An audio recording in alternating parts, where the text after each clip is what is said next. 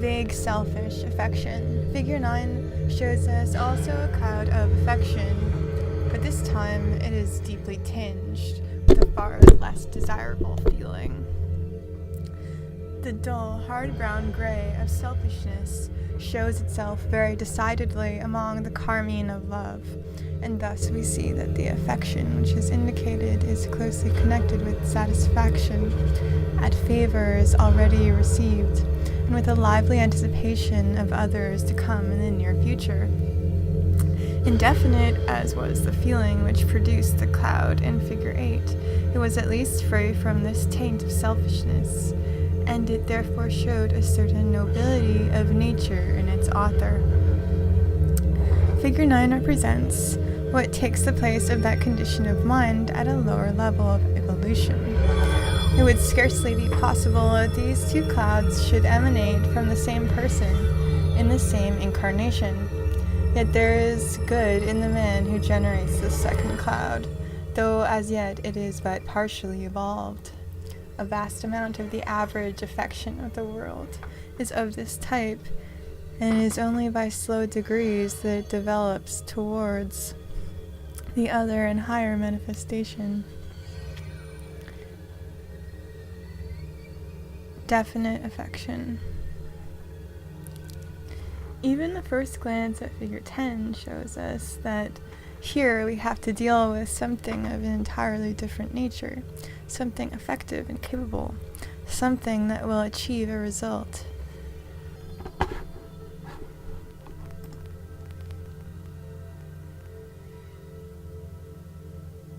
The color is fully equal to that of figure 8 in clearness and depth and transparency, but what was there a mere sentiment is in this case translated into emphatic intention, coupled with unhesitating action. Those who have seen the book Man Visible and Invisible will recollect that in plate 11 of that volume is depicted the effect of a sudden rush of pure unselfish affection, as it showed itself in the astral body of a mother, as she caught up her little child and covered it with kisses. Various changes resulted from that sudden outburst of emotion. One of them was the formation within the astral body of large crimson coils or vortices lined with living light. Each of these is a thought form of intense affection, generated, as we have described, and almost instantaneously ejected towards the object of the feeling. Figure 10 depicts just such a thought form after it has left the astral body of its author and is on its way towards its goal. It will be observed that the almost circular form has changed into one somewhat resembling a projectile or the head of a comet, and it will be easily understood that this alteration is caused by its rapid forward motion. The clearness of the color assures us of the purity of the emotion which gave birth to this thought form, while the precision of its outline is unmistakable evidence of power and of vigorous purpose. The soul that gave birth to a thought form such as this must already be one of a certain amount of development. Figure 11 gives us our first example of a thought form intentionally generated, since its author is making the effort to pour himself forth in love to all beings. It must be remembered that all these forms are in constant motion. This one, for example, is steadily widening out, though there seems to be an exhaustless fountain welling up through the center from a dimension which we cannot represent. A sentiment such as this is so wide in its application that it is very difficult for anyone not thoroughly trained to keep it clear and precise. The thought form here shown is, therefore, a very creditable one, for it will be noted that all the numerous rays of the star are commendably free of vagueness. Figure 11. Radiating affection. Few thought forms are more beautiful and expressive than this which we see in Figure 12. This is a thought of love and peace, protection and benediction, sent forth by one who has the power and has earned the right to bless. It is not at all probable that in the mind of its creator there existed any thought of its beautiful wing-like shape, though it is possible that some unconscious reflection of faraway lessons of childhood about guardian angels who always hovered over their charges may have had its influence in determining this. However that may be, the earnest wish undoubtedly clothed itself in this graceful and expressive outline, while the affection that prompted it gave to it its lovely rose color, and the intellect which guided it shone forth like sunlight as its heart and central support. Thus, in sober truth, we may make veritable guardian angels to hover over and protect those whom we love, and many an unselfish, earnest wish for good produces such a form as this, though all unknown to its creator. Figure 13 gives us an instance of grasping animal affection. If indeed such a feeling as this be deemed worthy of the august name of affection at all. Several colors bear their share in the production of its dull, unpleasing hue, tinged as it is with the lurid gleam of sensuality, as well as deadened with the heavy tint indicative of selfishness. Especially characteristic is its form, for those curving hooks are never seen except when there exists a strong craving for personal possession. It is regrettably evident that the fabricator of this thought form had no conception of the self-sacrificing love, which pours itself out in joyous service, never once thinking of result or return. This thought has been not how much can I give, but how much can I gain? And so it has expressed itself in these re-entering curves. It has not even ventured to throw itself boldly outward, as do other thoughts, but projects half-heartedly from the astral body, which must be supposed to be on the left of the picture, a sad travesty of the divine quality love. Yet even in this is a stage in evolution, and distinctly an improvement upon earlier stages, as will presently be seen. Devotion. Figure 14 shows us another shapeless, rolling cloud, but this time it is blue instead of crimson. It betokens that vaguely pleasurable religious feeling, a sensation of devoutness rather than of devotion, which is so common among those in whom piety is more developed than intellect. In many a church one may see a great cloud of deep dull blue floating over the heads of the congregation, indefinite in outline because of the indistinct nature of the thoughts and feelings which cause it, flecked too often with brown and gray, because ignorant devotion absorbs with deplorable facility the dismal tincture of selfishness or fear, but nonetheless adumbrating a mighty potentiality of the future, manifesting to our eyes the first faint flutter of one at least of the twin wings of devotion and wisdom, by the use of which the soul flies upward to God from whom it came. Strange it is to note under what varied circumstances this vague blue cloud may be seen. This is figure 14. And oftentimes its absence speaks more loudly than its presence. For in many a fashionable place of worship we seek it in vain, and find instead of it a vast conglomeration of thought forms of the second type, which take the shape of material objects. Instead of tokens of devotion, we see floating above the worshippers the astral images of hats and bonnets, of jewelry and gorgeous dresses, of horses and carriages, of whiskey bottles, and of Sunday dinners, and sometimes of whole rows of intricate calculations, showing that men and women alike have had during their supposed hours of prayer and praise no thoughts but of business or of pleasure, of the desires or the anxieties of the lower form of mundane existence.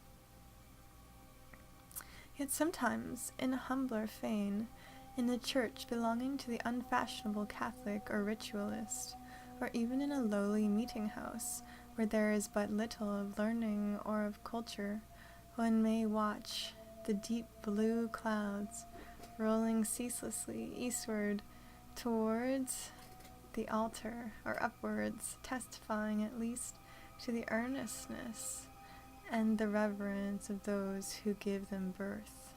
Rarely, very rarely, among the clouds of blue, will flash like a lance cast by the hand of a giant such a thought form as is shown in figure 15, or such a flower of self-renunciation as we see in figure 16 may float before our ravished eyes. But in most cases we must seek elsewhere for these signs of a higher development. The form in figure 15 bears much the same relation to that of figure 14, as did the clearly outlined projectile of figure 10 to the indeterminate cloud of figure 8. We could hardly have a more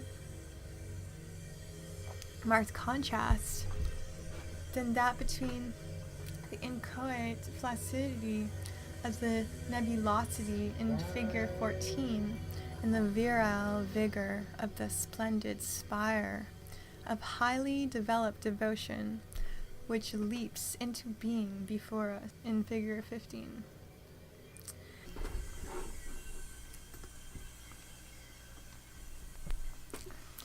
This is no uncertain, half-formed sentiment. It is the outrush into manifestation of a grand emotion, rooted deep in the knowledge of fact. The man who feels such devotion as this is one who knows in whom he has believed. The man who makes such a thought form as this is one who has taught himself how to think. The determination of the upward rush points to courage as well as conviction, while the sharpness of its outline shows the clarity of its creator's conception, and the peerless purity of its color bears witness to his utter unselfishness. The response to devotion. In figure 17, we see the result of his thought, the response of the Logos to the appeal made to him, the truth which underlies the highest and best part of the persistent belief in an answer to prayer. It needs a few words of explanation. On every plane of his solar system, our Logos pours forth his light, his power, his life, and naturally, it is on the higher planes that this outpouring of divine strength can be given most fully. The descent from each plane to that next below it means an almost paralyzing limitation, a limitation entirely incomprehensible except to those who have experienced the higher possibilities of human consciousness. Thus the divine life flows forth with incomparably greater fullness on the mental plane than on the astral, and yet even its glory at the mental level is ineffably transcended by that of the Buddhic plane. Normally each of these mighty waves of influence spreads about its appropriate plane, horizontally, as it were, but it does not pass into the obscuration of a plane lower than that for which it was originally intended. Yet there are conditions under which the grace and strength peculiar to a higher plane may in a measure be brought down to a lower one, and may spread abroad there with wonderful effect. This seems to be possible only when a special channel is for the moment opened, and that work must be done from below, and by the effort of man. It has before been explained that whenever a man's thought or feeling is selfish, the energy which it produces moves in a close curve.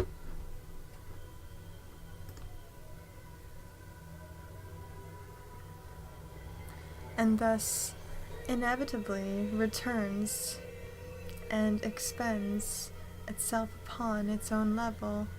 But when the thought or feeling is absolutely unselfish, its energy rushes forth in an open curve, and thus does not return in the ordinary sense, but pierces through into the plane above, because only in that higher condition, with its additional dimension, can it find room for its expansion.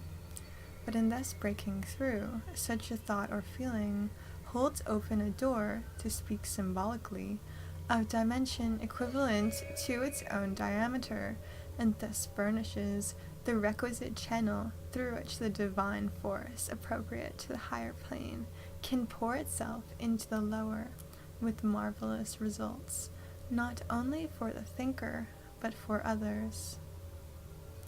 An attempt is made in Figure 17 to symbolize this and to indicate the great truth that an infinite flood of the higher type of force is always ready and waiting to pour through when the channel is offered, just as the water in a cistern may be said to be waiting to pour through the first pipe that may be opened. The result of the descent of divine life is a very great strengthening and uplifting of the maker of the channel, and the spreading all about him of a most powerful and beneficent influence.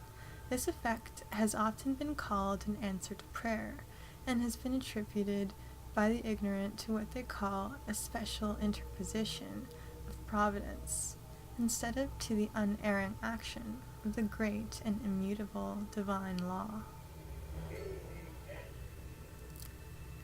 Self-renunciation.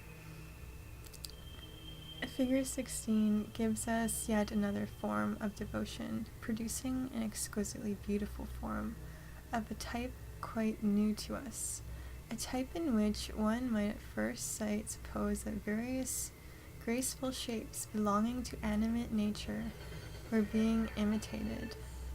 Figure 16, for example, is somewhat suggestive of a partially opened flower bud, but while other forms are found to bear a certain resemblance to shells or leaves or tree shapes. Manifestly, however, these are not and cannot be copies of vegetable or animal forms, and it seems probable that the explanation of the similarity lies very much deeper than that. An analogous and even more significant fact is that some very complex thought forms can be exactly imitated by the action of certain mechanical forces, as has been said above. While with our present knowledge it would be unwise to attempt a solution of the very fascinating problem presented by these remarkable resemblances, it seems likely that we are obtaining a glimpse across the threshold of a very mighty mystery. For if by certain thoughts we produce a form which has been duplicated by the processes of nature, we have at least a presumption that these forces of nature work along lines somewhat similar to the action of those thoughts. Since the universe is itself a mighty thought form, called into existence by the Logos, it may well be that tiny parts of it are also the thought forms of minor entities engaged in the same work, and thus perhaps we may approach a comprehension of what is meant by the 330 million devas of the Hindus. This form is of the loveliest pale azure, with a glory of white light shining through it, something indeed to tax the skill even of the indefatigable artist who worked so hard to get them as nearly right as possible. It is what a Catholic would call a definite act of devotion, better still an act of utter selflessness, of self-surrender and renunciation. Vague intellectual pleasure.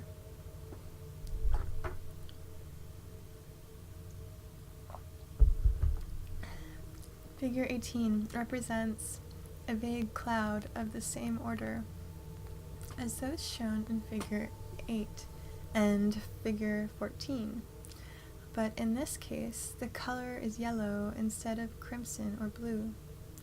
Yellow in any of man's vehicles always indicates intellectual capacity. Its shades vary very much, and it may be complicated by the admixture of other hues. Generally speaking, it has a deeper and duller tint if the intellect is directed chiefly into lower channels, more especially if the objects are selfish. In the astral or mental body of the average man of business, it would show itself as yellow ochre.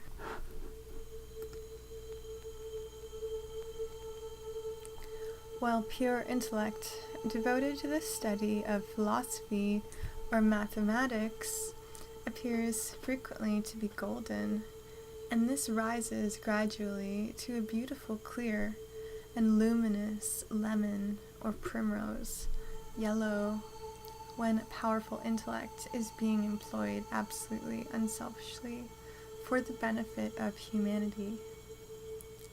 Most yellow thought forms are clearly outlined, and a vague cloud of this color is comparatively rare. It indicates intellectual pleasure, appreciation of the result of ingenuity, or the delight felt in clever workmanship. Such pleasure as the ordinary man derives from the contemplation of a picture usually depends chiefly upon the emotions of admiration, affection, or pity which it arouses within him, or sometimes, if it portrays a scene with which he is familiar, its charm consists in its power to awaken the memory of past joys.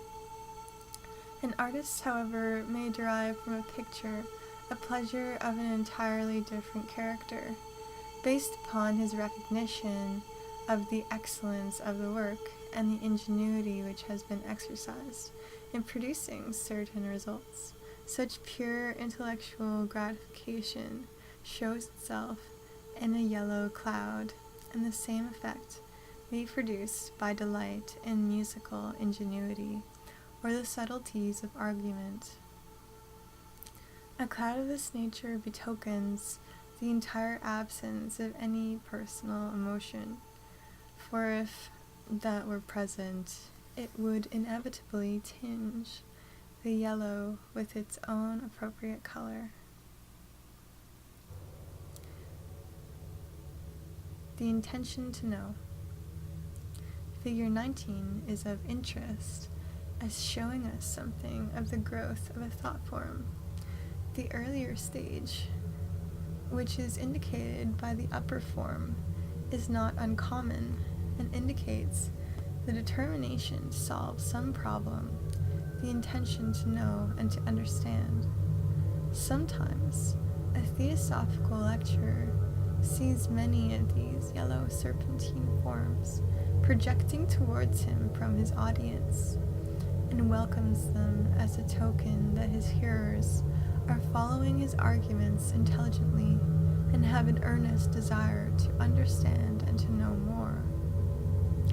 A form of this kind frequently accompanies a question, and if, as is sometimes unfortunately the case, the question is put less with the genuine desire for knowledge than for the purpose of exhibiting the acumen of the questioner, the form is strongly tinged with the deep orange that indicates conceit. It was at a theosophical meeting that this special shape was encountered, and it accompanied a question which showed considerable thought and penetration. The answer at first given was not thoroughly satisfactory to the inquirer, who seems to have received the impression that his problem was being evaded by the lecturer. His resolution to obtain a full and thorough answer to his inquiry became more determined than ever, and his thought form deepened in color and changed into the second of the two shapes, resembling a corkscrew even more closely than before. Forms similar to these are constantly created by ordinary, idle, and frivolous curiosity. But as there is no intellect involved, in that case the color is no longer yellow, but usually closely resembles that of decaying meat, somewhat like that shown in figure 29 as expressing a drunken man's craving for alcohol.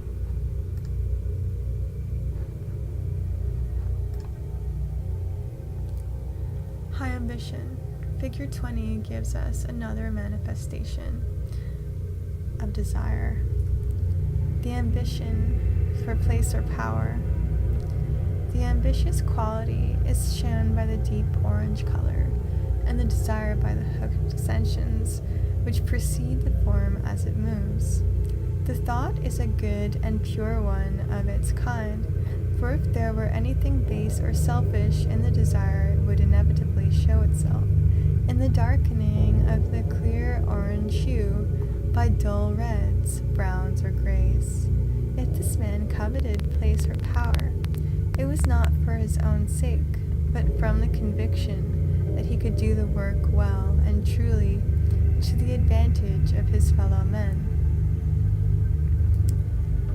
Selfish ambition. Ambition of a lower type is represented in figure 21. Not only here do we have a large stain of the dull brown-gray of selfishness, but there is also considerable difference in the form, though it appears to possess equal definiteness of outline.